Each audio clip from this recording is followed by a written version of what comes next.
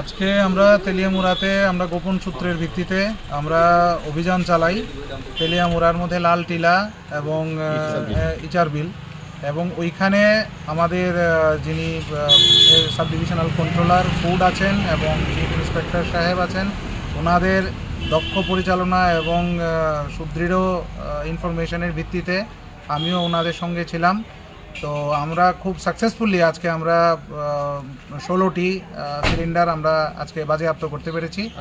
28টা cylinder আমরা বাজেয়াপ্ত, মোট দুটো জায়গা থেকে 28টা সিলিন্ডার বাজেয়াপ্ত করতে পেরেছি, যেগুলো অবৈধভাবে বাড়ির মধ্যে রাখা ছিল। এই আপনারা দেখতে পাচ্ছেন এখানে আমরা সব সেগুলোকে স্টক করেছি, এগুলোকে আমরা বাজেয়াপ্ত করেছি। স্যার মানে এদের সঙ্গে কালোবাজারের সঙ্গে জড়িত কাউকে কি আটক করা সক্ষম হয়েছে স্যার?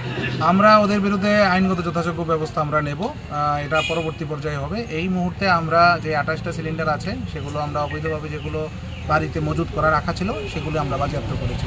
পরবর্তী পদক্ষেপ আমরা ধীরে ধীরে আইনগতভাবে ব্যবস্থা আমরা করতে হবে। আর পাশাপাশি আমরা এক্সপায়ারিও জিনিসও আমরা অনেকগুলো চিপস প্লাস খাবার অনেক কাগজ জিনিসপত্র আমরা পেয়েছি যেগুলো এক্সপায়ার্ড হয়ে গেছে। সেই দোকানকে আমরা তালা দিয়ে দিয়েছি, সেই দোকানদারকেও আমরা আইনগত ব্যবস্থা আমরা নেব, প্লাস ওই দোকানকে আমরা তালা দেওয়া হয়েছে। তো আমরা সেই জিনিসগুলোকে এখন আমরা ডাম্পিং স্টেশনে গিয়ে এগুলোকে আমরা ডেস্ট্রয় করে দেবো। স্যার